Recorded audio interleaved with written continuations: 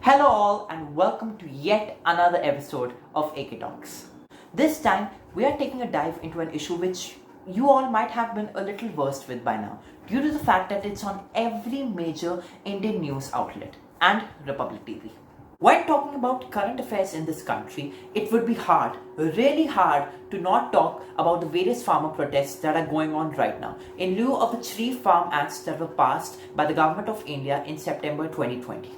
The situation has become so dire that it's not only affecting outside politics but the music industry and independent global activists as well. And you've got Delhi police filing an FIR against Greta Thunberg. Now, I know that Delhi is a big place, but there's not a colony named Sweden over there. And obviously, burning Greta's image is going to catch her attention. Not because of the disrespect it's being shown towards her, but because of the carbon emissions that's being released because of that burning.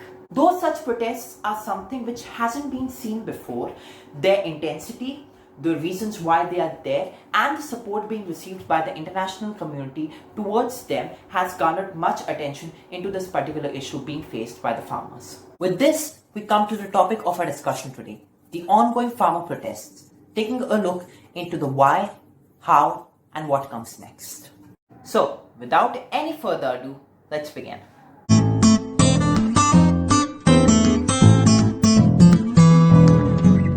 Our tale begins in 2020. You guys remember 2020, right? A year filled with so many events that 10 years from now, middle school children will have another history lesson that they will be happily willing to bunk.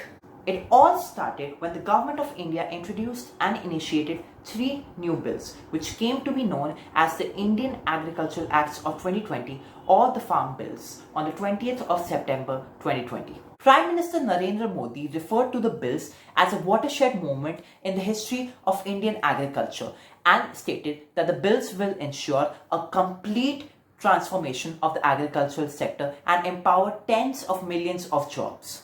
Talking about the content of the bills, let's look at its advantages first. Firstly, they make it easier for farmers to bypass government regulated markets, known locally as mandis, and sell produce directly to private buyers. They can now enter into contracts with private companies, a practice known in India as contract farming, and sell across state borders. The new regulations also allow traders to stockpile food. This is a shift away from prohibitions during hoarding, which could make it easier for traders to take advantage of rising prices, such as during a pandemic. Such practices were criminal offences under the old rules. Now you might be thinking that all of this sounds good, then what's the problem? As it turned out, the correct word is problems. The drawbacks, according to the Indian farmers, are with this law, mandis operated under the APMC law of the states will be abolished. After the end of the APMC mandis, the farmers will be forced to sell the crop to corporate companies at 1.5 price. Due to the abolition of the mandi system, there will be no purchase of crops on minimum support price, a lifeline for the farmers. Farmers' products have been going from one state to another in the past, and the provisions of the new law are only for the benefit of the corporate and not for the benefit of the farmers. Farmers will be exposed to the risk of fraud due to the entry of people without license or registration.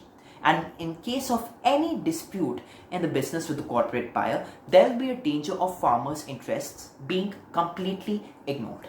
Lack of statutory support in the bills for the minimum support price is a major concern, especially for farmers from Punjab and Haryana, where 65% of the wheat is produced at MSP by the Food Corporation of India and other state agencies.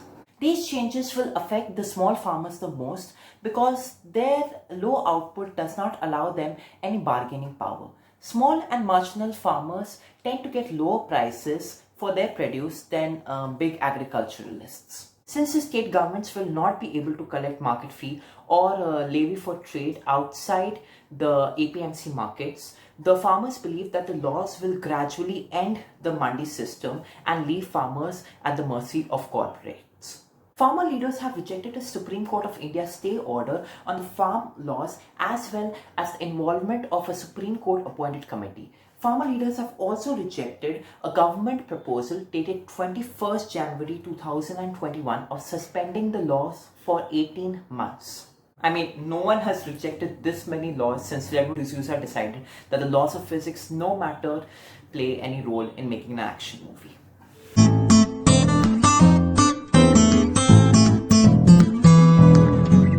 These protests are the first large-scale protests since the Narendra Modi government came into power in 2014.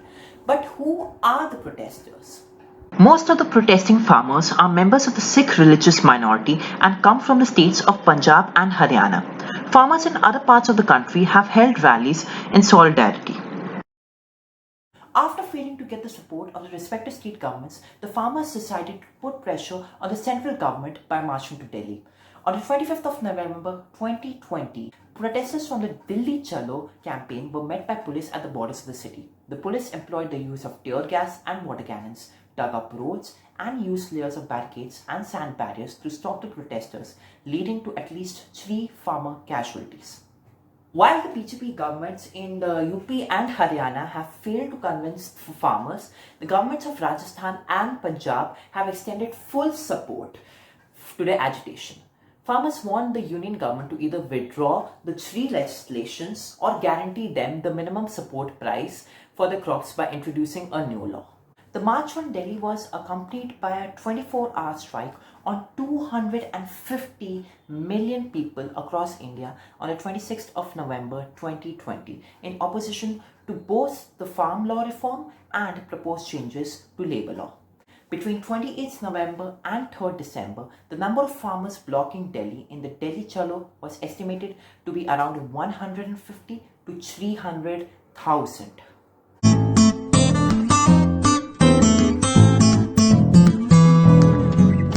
For the most part, the protests that took place carried the banner of peace, hoping to send a message to the government in a non-violent way. However, with the rising tensions on all fronts, it became apparent that that would not be the normal norm. The mass demonstrations turned violent after protesters broke through police barricades. Farmers fear the reforms to the agriculture industry will damage their livelihoods. It's the biggest protest yet, and it came during India's Republic Day celebrations.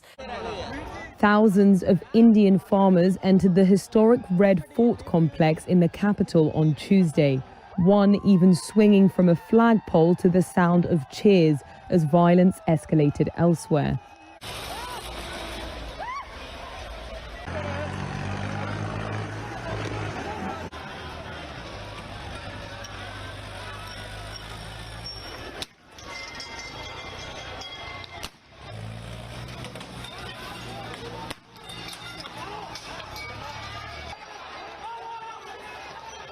January 26, 2021, a Republic Day like no other, at least in our lifetimes. The national capital, which generally has strict security, especially for this particular occasion, appeared defenseless as hundreds of protesters barged through police barricades, resulting in violent confrontation with the cops. More than 300 cops were injured in the violence by protesters who used batons and sharp weapons. Looks like January is not a good month for national symbols of countries after all, huh?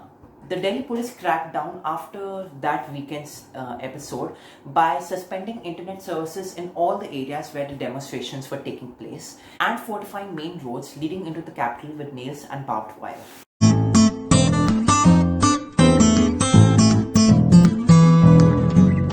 As of this moment, the protests are still going on with almost no signs of stopping anytime soon. While the government maintained that the former protests have only impacted the economy, industry leaders on Monday said the current agitation by farmers in many parts of India have led to disruption in supply chains and logistics.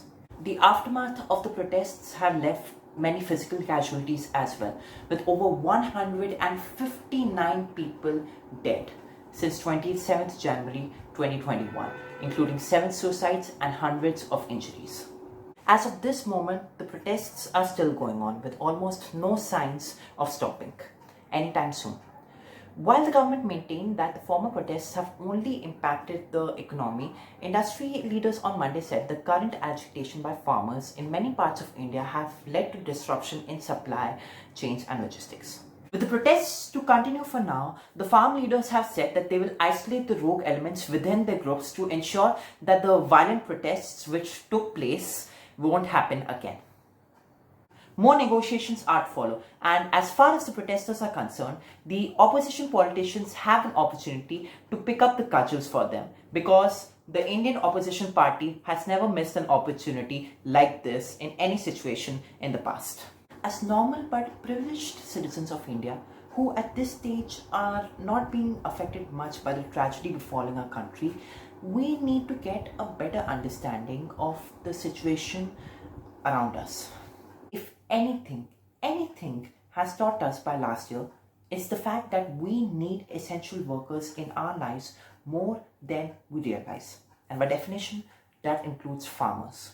This profession, which employs almost 600 million people, has been taken too lightly for too long and has resulted in so many needless deaths and so much exploitation that it makes us question the true value of the farmers, who are only hailed with words and not by actions.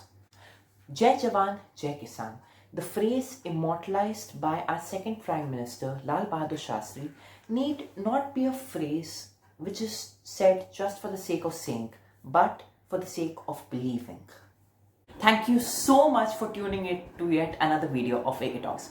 Make sure you like, subscribe if you still haven't, and leave your thoughts on this video. See you next time with a brand new video on a brand new topic.